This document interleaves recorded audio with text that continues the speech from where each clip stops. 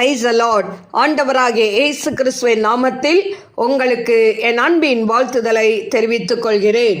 எனக்கு அருமையான தேவ பிள்ளைகளே, ஒவ்வொரு நாளும் இந்த யூடியூப் மூலம் உங்களை சந்திப்பதில் நான் மிகுந்த மகிழ்ச்சி அடைகிறேன். இந்த ஆடியோவை நீங்கள் கேட்டு தேவ ஆசீர்வாதத்தை பெறுவது மட்டுமன்றி, உங்களுக்கு அறிமுகமானவர்கள், உங்கள் நண்பர்கள், உங்கள் உறவினர்களுக்கும் இந்த ஆடியோவை அனுப்பி தேவனுடைய நாமத்தை மகிமைப்படுத்தும்படி உங்களை அன்புடன் கேட்டுக்கொள்கிறேன். இந்த நாளிலும் 2 சாமுவேல் 13ஆம் அதிகாரம் முதல் வசனம். இதற்கு பின்பு தாவீதின் குமாரனாகிய அப்சலோமுக்கு தாமார் என்னும் பேருள்ள சௌந்தரியமுள்ள ஒரு சகோதரி இருந்தாள். அவள் மேல் தாவீதின் குமாரன் அம்னோன் மோகம் கொண்டான். தன் சகோதரியாகிய தாமாரின் நிமித்தம் ஏக்கம் கொண்டு வியாதிப்பட்டான். அவள் கன்னியாஸ்திரியாய் இருந்தாள்.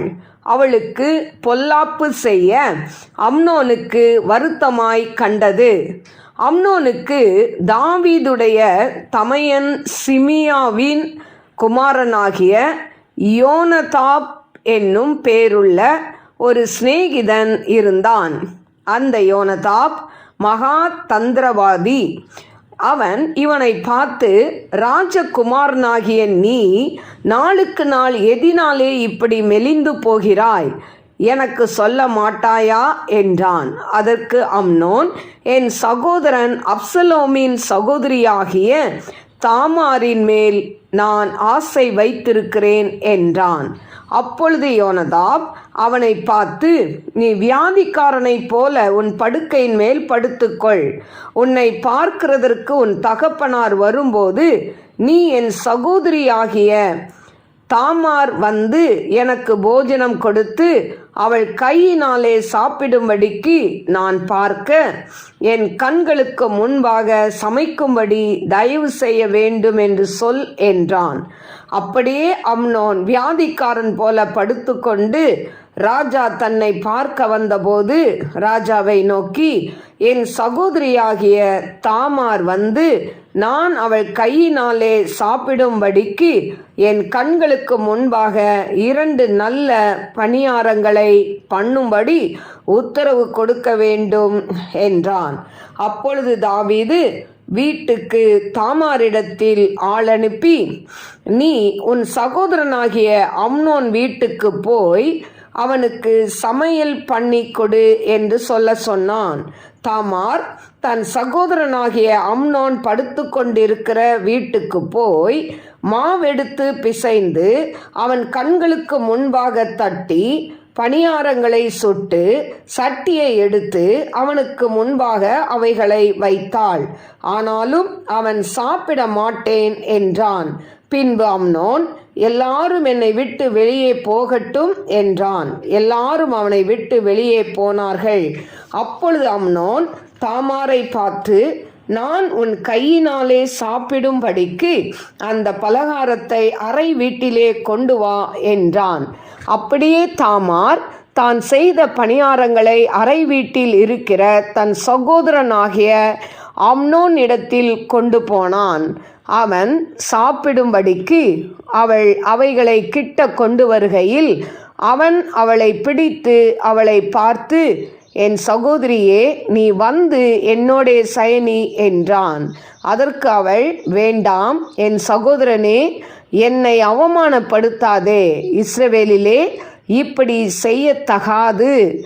இப்படிப்பட்ட மதிகேடான காரியத்தை செய்ய வேண்டாம். நான் என் வெட்கத்தோடு எங்கே போவேன்? நீயும் இஸ்ரவேலிலே மதிக்கெட்டவர்களில் ஒருவனைப் போலாவாய். இப்போதும் நீ ராஜாவோடே பேசு, அவர் என்னை உனக்கு தராமல் மறுக்க மாட்டார் என்றாள். அவன் அவள் சொல்லை கேட்க மாட்டேன் என்று அவளை பலவந்தமாய் பிடித்து அவளோடே சயனித்து அவளை கற்பழித்தான். பிற்பாடு அம்னோன் அவளை மிகவும் வெறுத்தான். அவன் அவளை விரும்பின விருப்பத்தை பார்க்கிலும் அவனை வெறுத்த வெறுப்பு அதிகமாய் இருந்தது. ஆகையால் நீ எழுந்து போய்விடு என்று அம்னோன் அவளோடே சொன்னான். அப்பொழுது அவள், நீ எனக்கு முந்தி செய்த அநியாயத்தை பார்க்கிலும் இப்பொழுது என்னை துரத்தி விடுகிற அந்த அநியாயம் கொடுமையாயிருக்கிறது என்றாள். ஆனாலும் அவன் அவள் சொல்லை கேட்க மனதில்லாமல் தன்னிடத்தில் சேவிக்கிற தன் வேலைக்காரனை கூப்பிட்டு, நீ இவளை என்னை விட்டு வெளியே தள்ளி கதவை பூட்டு என்றான். அப்படியே அவனிடத்தில் சேவிக்கிறவன் அவளை வெளியே தள்ளி கதவை பூட்டினான். அவள் பல வர்ணமான வஸ்திரத்தை உடுத்தி கொண்டிருந்தாள். ராஜகுமார்த்திகளாகிய கன்னிகைகள் இப்படி கொத்த சால்வைகளை தரித்து கொள்வார்கள். அப்பொழுது தாமார் தன் தலையின் மேல் சாம்பலை வாரி போட்டுக்கொண்டு தான் தரித்திருந்த பலவர்ணமான வஸ்திரத்தை கிழித்து தன் கையை தன் தலையின் மேல் வைத்து சத்தமிட்டு அழுது கொண்டு போனாள். அப்பொழுது அவள் சகோதரனாகிய அப்சலோம் அவளை பார்த்து, உன் சகோதரனாகிய அம்னோன் உன்னோடு இருந்தானோ? இப்போதும் என் சகோதரியே, நீ மௌனமாயிரு, அவன் உன்னுடைய சகோதரன், இந்த காரியத்தை உன் மனதிலே வைக்காதே என்றான். அப்படியே தாமார் தன் சகோதரனாகிய அப்சலோமின் வீட்டில் தனித்து கிளேசப்பட்டு கொண்டிருந்தாள். தாவீது ராஜா இந்த செய்திகளை எல்லாம் கேள்விப்பட்ட போது வெகு கோபமாய் எரிந்தான். அப்சலோம் அம்னோனோடே நன்மையாகிலும் தீமையாகிலும் பேசவில்லை. தன் சகோதரியாகிய தாமாரை அம்னோன் கற்பழித்த காரியத்தின் நிமித்தம் அப்சலோம் அவனை பகைத்தான். 2 வருஷம் சென்ற பின்பு அப்சலோம் எப்ராயிமுக்கு சமீபமான பாலாத்சோரிலே ஆட்களை வைத்து ஆடுகளை மயிர் கத்தரிக்கிற வேலையில் இருந்தான். அங்கே ராஜகுமாரர் எல்லாரையும் விருந்துக்கு அழைத்தான். அவன் ராஜாவினிடத்தில் போய் ஆட்களை வைத்து ஆடுகளை மயிர் கத்தரிக்கிறேன், ராஜாவும் அவருடைய ஊழியக்காரரும் உமது அடியானோடே வரும்படி வேண்டிக் கொள்கிறேன் என்றான். ராஜா அப்சலோமை பார்த்து, அப்படி வேண்டாம் என் மகனே, நாங்கள் எல்லாரும் வருவோமாகில் உனக்கு வெகு செலவு உண்டாகும் என்றான். அவனை வருந்தி கேட்டாலும் அவன் போக மனதில்லாமல் அவனை ஆசீர்வதித்தான்.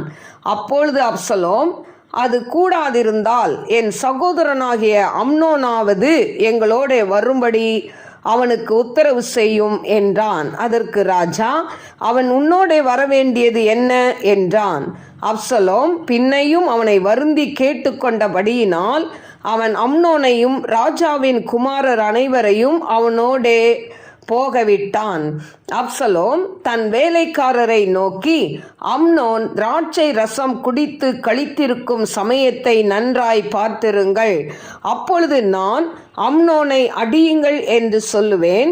உடனே நீங்கள் பயப்படாமல் அவனை கொன்று போடுங்கள். நான் அல்லவோ அதை உங்களுக்கு கட்டளையிடுகிறேன். திடன் கொண்டு தைரியமாயிருங்கள் என்று சொல்லியிருந்தான்.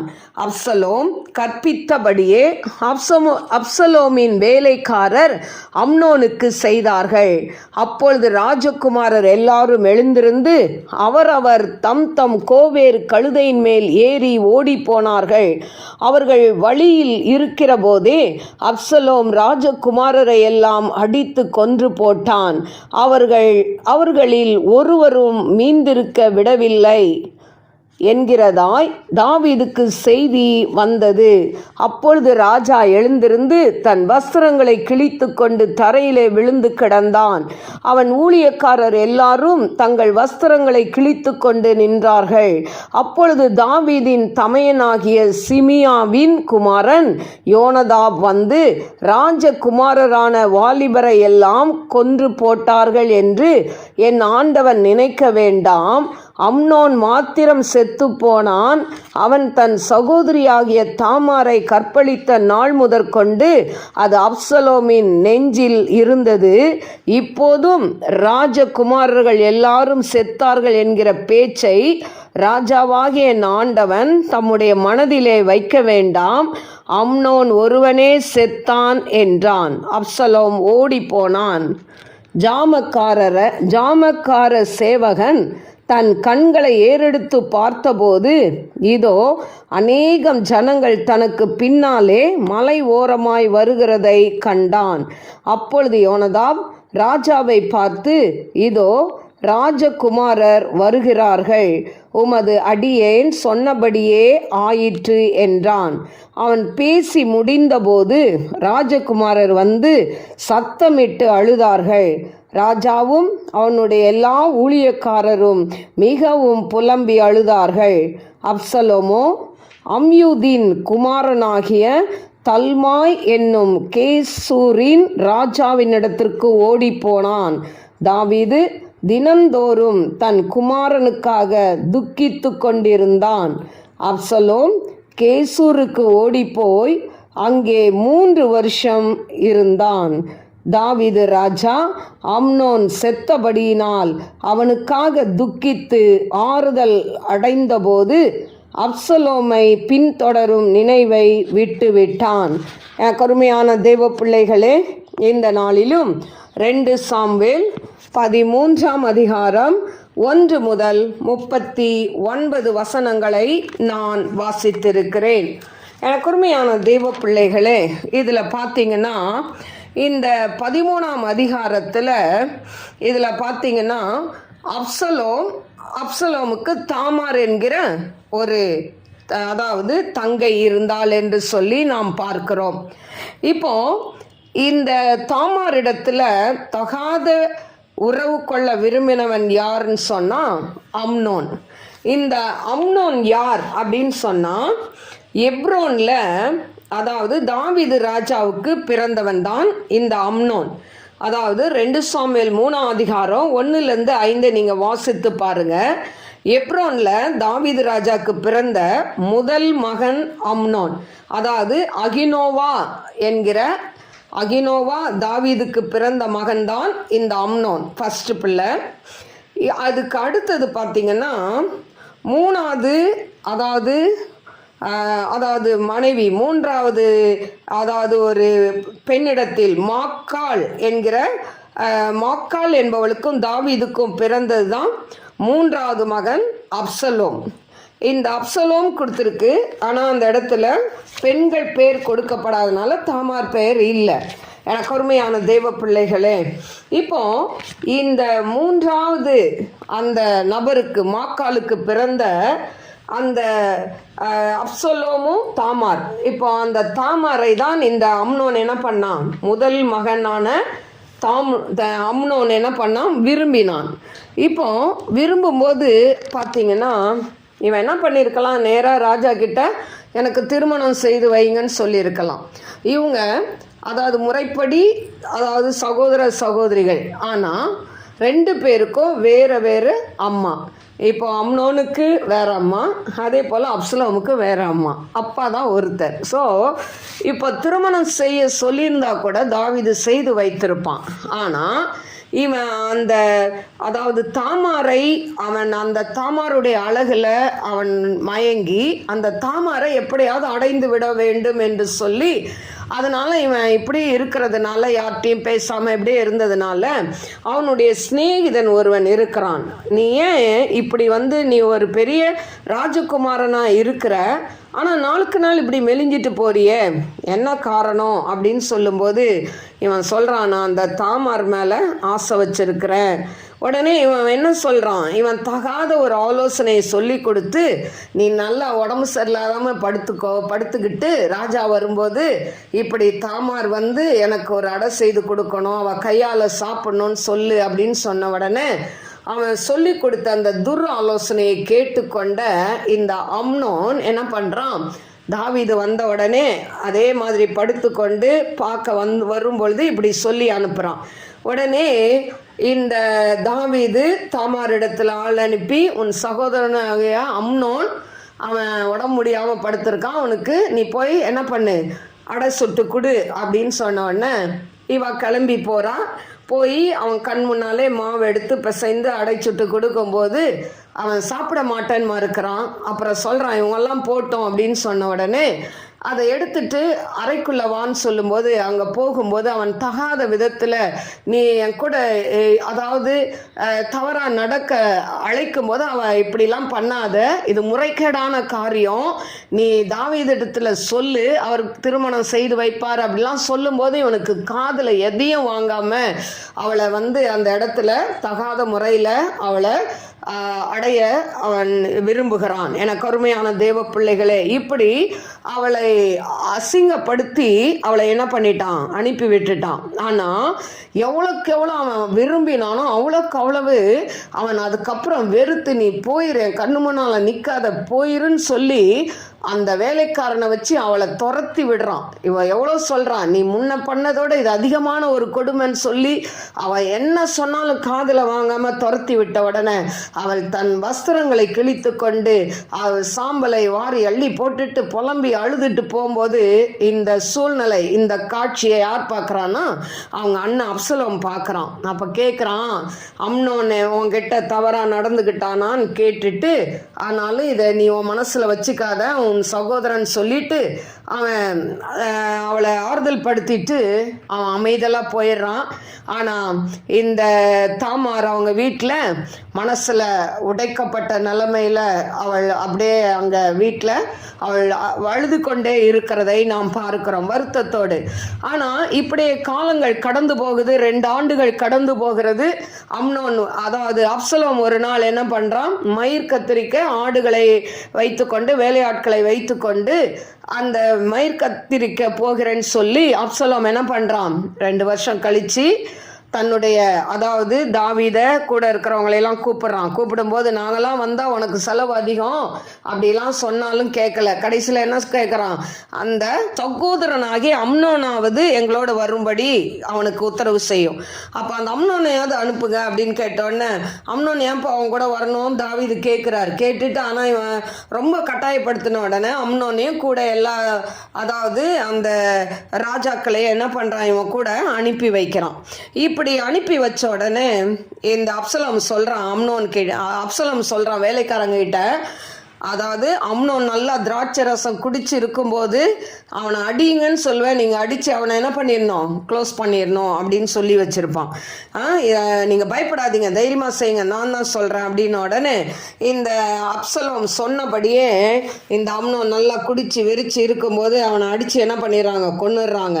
உடனே அங்கே இருக்கிற ராஜாக்கள்லாம் ஓடி போக பார்க்குறாங்க. ஆனால் இவன் அடித்து அவங்களெல்லாம் இது பண்ணுற மாதிரி ஒருத்தரை கூட மீதி வைக்கல அப்படின்னு சொல்கிற மாதிரி அவன் என்ன பண்ணுறான், அந்த இடத்துல அங்கே இது பண்ணும்போது பார்த்தீங்கன்னா ஒருத்தன் போய் சொல்கிறான் ராஜா கிட்ட, அவங்க ராஜாவே அவங்க எல்லாரும் சாகலை, அவங்க கூட போன ராஜாக்கள்லாம் சாகலை, அம்னோன் மட்டும்தான் செத்தான் அப்படின்னு சொல்லி அந்த யோவாப்ன்றவன் ராஜாவுக்கு என்ன பண்ணுறான் சொல்கிறான். சொன்ன உடனே அவங்க என்ன பண்ணுறாங்க, அந்த இடத்துல பார்த்தீங்கன்னா எல்லாரும் சத்தமிட்டு அழுகுறாங்க. அவங்க பேசிக்கிட்டு இருக்கும்போதே அந்த ராஜாக்களும் அந்த இடத்துல என்ன பண்ணிட்டாங்க, சேர்ந்துட்டாங்க. அவன் சொல்கிறான், நான் சொன்ன மாதிரியே பார்த்தீங்களா இவங்கெல்லாம் வந்துட்டாங்கன்னு சொல்லி அந்த ராஜகுமாரர் எல்லாருமே சத்தமிட்டு அழுகுறாங்க, அந்த அம்னோன் செத்துட்டானே அப்படின்னு சொல்லி. இப்போ இப்படி இதை கேள்விப்பட்ட உடனே இதில் 37ஆம் வசனத்தில் பார்த்தீங்கன்னா அப்சலோமோ அம்யூதியின் குமாரனாகிய தல்மா என்னும் கேசூரின் ராஜாவின் இடத்திற்கு ஓடி போனான் அப்படின்னு சொல்லப்பட்டிருக்கு. அங்கேருந்து எங்கே ஓடுறான், தல்மா என்கிற கேசூரின் ராஜா கிட்ட ஓடி போகிறான். இந்த கேசூரின் ராஜா யார் அப்படின்னு சொன்னால் 2 சாமுவேல் 3ஆம் அதிகாரத்தில் 3ஆம் வசனத்தில் அதில் போட்டிருக்கு, கேசூரின் ராஜாவான தல்மாய் குமார்த்தியாகிய மாக்காள் பெற்ற அப்சலோம். அப்போ இந்த தல்மாய் அந்த ராஜாவுடைய மகள், அந்த மகள் தான் மாக்காள். அப்போ அந்த மகள் பெற்ற அப்சலோம். அப்போ இந்த தல்மாயின்றது அவங்க தாத்தா. இப்போ அந்த ராஜா கிட்ட என்ன பண்ணிட்டான், அங்கேருந்து அங்கே அந்த இடத்துலேருந்து எங்கே ஓடிட்டான், இந்த இடத்துக்கு அந்த ராஜா கிட்ட அவன் என்ன பண்ணிட்டான், ஓடி போயிட்டான் அப்படின்னு சொல்லப்படுகிறது. இப்போ அவன் ஓடி போன உடனே அவனை தேடுறதை விட்டுட்டாங்க. இன்னொன்று, ஒவ்வொரு நாளும் தன் குமாரனுக்காக தாவீது என்ன பண்ணுறான், அந்த அதாவது அம்னோன் இறந்துட்டானே அப்படின்னு சொல்லி அவன் கஷ்டப்பட்டு துக்கித்து கொண்டு இருக்கிறான். பாருங்கள், இந்த அப்சலோம் கேசூருக்கு ஓடி போய் அங்கே 3 வருஷம் அங்கே இருந்தான் என்று 38ஆம் வசனத்தில் சொல்லப்பட்டிருக்கு. இப்போ இந்த அம்னோன் செத்துட்டதுனால அவனுக்காக துக்கித்து அப்புறம் கொஞ்சம் மனசை தேத்திக்கிட்டு தாவீது ஆறுதல் அடைஞ்ச பிறகு இந்த அப்சலோமை பின்தொடர்ற நினைவை அவன் விட்டு விட்டான் என்று சொல்லப்பட்டிருக்கு. எனக்கு அருமையான தேவ பிள்ளைகளே, இதன் பிறகு என்ன நடந்தது என்று சொல்லி நாம் அடுத்த அதிகாரத்தில் நாம் பார்க்கலாம். எனக்கு அருமையான தேவ பிள்ளைகளே, பழி வாங்குதலும் பதில் சொல்லுதலும் கர்த்தருடையது. ஆனால் இங்கே இந்த அப்சலோம் என்ன பண்ணுனா, தன்னுடைய தங்கை தாமாரை அவளை கெடுத்து அவமானப்படுத்திய அம்னோனை பழி வாங்கணும்னு 2 வருஷம் காத்திருக்கிறான். ஏற்ற நேரத்துக்கு காத்திருக்கிறான். அந்த 2 வருஷம் கழித்து அவனை என்ன பண்ணுறான், ஒரு இடத்துல அதாவது எல்லாரையும் வர சொல்லி அங்கே என்ன பண்ணுறான், அவங்க அப்பா கிட்ட பெர்மிஷன் கேட்டு அவனையும் கூட்டிகிட்டு போய் கடைசியில் என்ன பண்ணிடுறான், அந்த அம்னோனை அங்கே கொலை செய்கிறதை நாம் பார்க்கிறோம். கருமையான தெய்வ பிள்ளைகளே, இது அப்சலோம் செய்கிற தவறு. இன்னொன்று, தாவீது பெரிய ராஜாவாக இருந்தான். அவன் இஸ்ரவேல் அனைத்துக்கும் சமஸ்த இஸ்ரவேலுக்கும் ராஜாவாக இருந்தான். ஆனாலும் தன் பிள்ளைகளை அவன் ஒழுங்காக வளர்க்க தவறிட்டான். ஏன்னு சொன்னால், அம்னோன் தவறு செய்யும் பொழுது அவனுக்கு தெரிஞ்சு அவன் என்ன பண்ணியிருக்கணும், அம்னோனை கூப்பிட்டு ஒருவேளை சத்தம் போட்டு ஒருவேளை தாமாரை திருமணம் செய்து வைத்திருக்கலாம். ஆனால் எதுவுமே எடுக்காமல், எதுவுமே அவன் அதை குறித்து ஒன்றுமே சொல்லாமல், தீர்ப்பு சொல்லாமல் அவனை என்ன பண்ணிட்டான், தாவீதும் விட்டுட்டான். இந்த தாவீது சரியான தீர்ப்பை எடுக்காததுனால அவன் என்ன பண்ணிட்டான், அந்த அம்னோனை இழந்து விட்டான். எனக்கு அருமையான தேவ பிள்ளைகளே, அதே போல் அப்சலோமும் தாவீது கிட்ட இல்லாமல் அவனும் என்ன பண்ணிட்டான், ஓடி போயிட்டான். ஆனால் ஓடி போனவன் பின்னால் என்ன விளைவு அவனால் வருகிறது என்பதை நாம் அடுத்த அதிகாரத்தில் பார்க்கலாம். எனக்கு அருமையான தேவ பிள்ளைகளே, தாவீது அவன் தேவனுக்கு, அதாவது கர்த்தருடைய இருதயத்துக்கு ஏற்றவன் என்று சொல்கிறார். ஆனால் பழைய ஏற்பாட்டு காலத்துப்படி எத்தனை மனைவி வேணாலும் திருமணம் செய்து கொள்ளலாம். ஆனால் தாவீதுக்கு பாருங்க, எப்ரோனில் பிறந்தவர்கள் 6 பிள்ளைகள். அதே சமயம் எருசலேமில் பிறந்தவங்க 11 பேராம். அவன் எருசலேமில் போயிட்டு அவன் அங்கேயும் போய் என்ன பண்ணானா, எருசலேமில் போயிட்டு அநேக மனைவிகளையும், அதாவது அநேக மறுமனையாட்டிகளையும் ஸ்ரீகளையும் அவன் என்ன பண்ணானா, திருமணம் செய்தான் என்று சொல்லப்பட்டிருக்கிறதை நாம் பார்க்கிறோம். பாருங்க, 2 சாமுவேல் 5ஆம் அதிகாரம் 13ஆம் வசனத்தில், அவன் எப்ரோனிலிருந்து வந்த பின்பு எருசலேமில் இன்னும் அதிகமான மறுமனையாட்டிகளையும் ஸ்ரீகளையும் கொண்டான். இன்னும் அதிக குமாரரும் குமார்த்திகளும் தாவீதுக்கு பிறந்தார்கள்.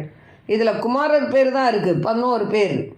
பாருங்கள், எனக்கு அருமையான தேவ பிள்ளைகளே, அப்போ இதில் ஒரு 11 பேர், அங்கே எப்ரோனில் அங்கே 6 பேர். பார்த்திங்கன்னா இப்படி அவனுக்கு, அதாவது இவ்வளோ பிள்ளைகள், இவ்வளோ மனைவி ஸ்ரீகள். ஆனால் எனக்கு அருமையான தேவ பிள்ளைகளே, இன்றைக்கு பழைய ஏற்பாட்டு, அதாவது புதிய ஏற்பாட்டு காலத்தின்படி ஒருத்தருக்கு ஒருத்தர் இருந்தால் எவ்வளோ சந்தோஷமாக இருந்திருக்கோம்ல. அவ்வளோ மனைவி, அவ்வளோ மறுமனையாட்டி ஸ்ரீகள், இதெல்லாம் வைத்து கொண்டு கடைசியில் அவன் என்ன பண்ணுறான், தாவீது சமாதானத்தை இழந்து போகிறதை பார்க்கிறோம். எனக்கு அருமையான தெய்வ பிள்ளைகளே, இதை கேட்டுக்கொண்டு இருக்கிற அன்பு சகோதர சகோதரிகளே, இன்றைக்கு புதிய ஏற்பாட்டு காலத்தில் வாழ்ந்து கொண்டு இருக்கிற நீங்கள் உங்கள் குடும்பத்தில், அதாவது யாரை திருமணம் செய்கிறீர்களோ அவர்களோடு கடைசி வரைக்கும் உங்கள் ஓட்டத்தை ஓடி முடிக்கணும். ஹல்லேலூயா. எனக்கு அருமையான தெய்வ பிள்ளைகளே, நடுவில் ஒருவேளை கணவன் நல்லா இல்லைன்னு சொல்லி கணவனை மாற்றுவதோ, இல்லை மனைவி சரியில்லைன்னு சொல்லி மனைவியை மாற்றிக்கொண்டு திரிவதோ, இதெல்லாம் ஆண்டவருக்கு பிரியமில்லாத ஒரு காரியம். இப்படி நீங்கள் செஞ்சீங்கன்னா நீங்கள் நாளைக்கு கடைசியில் பார்த்தீங்கன்னா உங்களுடைய முடிவு காலத்தில் ஒரு சமாதானம் இல்லாமல், நீங்கள் உங்கள் குடும்பத்தில் ஒரு சந்தோஷம் இல்லாமல் நீங்கள் எல்லாத்தையும் இழக்க நேரிடும். எனக்கு அருமையான தெய்வ பிள்ளைகளே, பாருங்க, தாவீதுடைய வாழ்க்கையில் அவன் எவ்வளோ பெரிய ராஜாவாக இருந்தாலும் குடும்பத்தில் பாருங்க அந்த இடத்துல எவ்வளோ இழப்புகளை அவன் சந்திக்க வேண்டி இருக்கிறது. அதனால் பிள்ளைகளை வளர்க்கும் பொழுது அவர்களுக்கு நல்ல காரியங்களை சொல்லி, நம்ம இந்த உலகத்தில் வாழ்ந்தாலும் உலகத்துக்கு உரியவர்கள் அல்ல, பாவம் செய்யக்கூடாது என்பதை பிள்ளைகளுக்கு வலியுறுத்தி பெற்றோர்கள் வளர்க்க வேண்டும். ஹல்லேலூயா.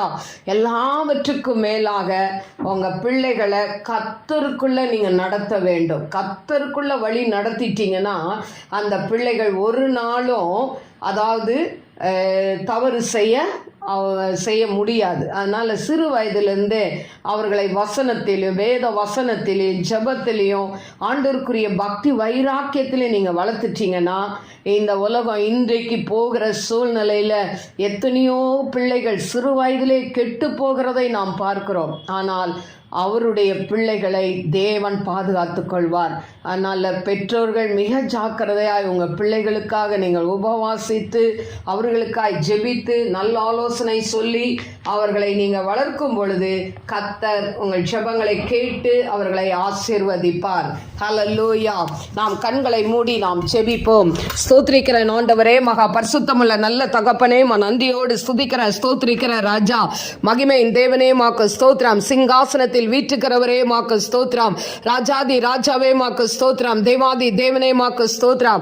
ஹல்லேலூயா. நன்றியோடு ஸ்துதிக்கிறவர தீரபா லபாக்கபா ரபா ரிபா ரபாக்கரபா தீரபாக்கரபா ஓ ரபாக்கரபா ரிபாக்கரபா தீனமாக்கரபா ரிபாக்கரபா தீரபாக்கரபா. ஆண்டவரே அப்பா, இந்த இடத்துல ஆண்டவரே அப்சலோம் பழி வாங்குகிறதை பார்க்கிறோம். ஆண்டவரே அப்பா, அம்னோனுடைய ஆண்டவரே அந்த இச்சைகளை பார்க்கிறோம். ஆண்டவரே ஏசப்பா, இந்த நாட்களில் கூட கர்த்தாவே இப்படிப்பட்ட ஆண்டவரே பழி வாங்குற குணத்தில் ஆண்டவரை அப்பா தேவனை இச்சையோடு பார்க்கிற காரியங்கள் இந்த பிள்ளைகளை விடுதலை செய்வீராக. Daddy, I come and தியூரபி கன்ஷல் பிஹோதனாய் Labbai கரபோரி யா கரபா. ஆண்டவரே உம்முடைய கிருபை உம்முடைய பிள்ளைகளை தாங்கட்டும் ஏசப்பா. ஆண்டவரே அப்பா, தாவீதை போல ஆண்டவரே ஒரு பொறுப்பற்ற ஆண்டவரே ஒரு தகப்பனை போல இல்லாதபடிக்கு ஆண்டவரே அப்பா குடும்ப தலைவர்கள் ஆண்டவரே பொறுப்போடு பிள்ளைகளை கருசனையோடு ஆண்டவரே அவர்களை சரியான முறையில் வளர்க்க நீர் கிருபை தர வேண்டுமாறு ஜெபிக்கிறேன். ஆண்டவரே அப்பா, ஒரு தகப்பனுடைய பாவம் ஆண்டவரே பிள்ளைகள் ஆண்டவரே அப்பா சிதைந்து போகிறதை பார்க்கிறோம். ஆண்டவரே ஏசப்பா உமக்கு ஸ்தோத்திரிக்கிற துதிக்கிறேன். ஆண்டவரே குடும்பத்தை நடத்துகிற ஆண்டவரே தகப்பன் ஆண்டவரே குடும்பத்தின் தலையா இருக்கிறபடினால் ஆண்டவரே உமக்கு ஸ்தோத்திரிக்கிற சரியாய் அந்த குடும்பத்தை பேணி நடத்த ஆண்டவரே உம்முடைய பிள்ளைகளுக்கு போதுமான ஞானத்தை கொடுப்பீராக. அதே போல தாய்க்கும் ஆண்டவரே அந்த பொறுப்புகளை கொடுத்து பிள்ளைகளை ஆண்டவரே சரிவர நடத்த கர்த்தருக்குள்ள பிள்ளைகளை நடத்த நீங்க கிருபை கொடுங்க டாடி. ஞானத்தை அவங்களுக்கு கொடுங்க ராஜா. நம்முடைய அன்பின் கரத்தில் நம்முடைய பிள்ளைகளை தாழ்த்தி ஒப்பு கொடுக்கிறேன் ராஜா. இதை கேட்டுக்கொண்டு இருக்கிற எத்தனை குடும்பங்கள் அப்பா ஆண்டவரே இப்படிப்பட்ட சூழ்நிலைகள் ஆண்டவரை இருக்குதோ தெரியாது. ஆண்டவரை ஒவ்வொரு குடும்பத்திலையும் இருக்கக்கூடிய அப்பா அந்த பழி வாங்குற எண்ணம் 2 வருஷம் ஆண்டவரை காத்திருந்து ஆண்டவரை அவனை கொலை செய்கிறத பார்க்கிறோம். அந்த பழி வாங்குறதும் ஆண்டவரை அப்பா தகப்பனை ஆசை இச்சை அடக்க முடியாம ஆண்டவரை அப்பா தகப்பனை ஆண்டவரை சகோதரி என்று தெரிந்து ஆண்டவரை தவறு செய்கிற துணிகரமான அப்பா இப்படிப்பட்ட பாவங்களுக்கு பிள்ளைகளை விலக்கி பாதுகாத்து கொள்ளுங்க டாடி. நாமத்தை மகிமைப்படுத்துங்கப்பா. அவியாண்ட கரத்தில் தாழ்த்தி ஒப்பு கொடுக்கிற உம்முடைய பிள்ளைகளை ஆசீர்வதிங்க. உம்முடைய கிருபை சூழ்ந்து கொள்ளட்டும். இயேசுவின் நாமத்தில் கேட்கிறேன் பிதாவே, ஆமென். God bless you. God bless you.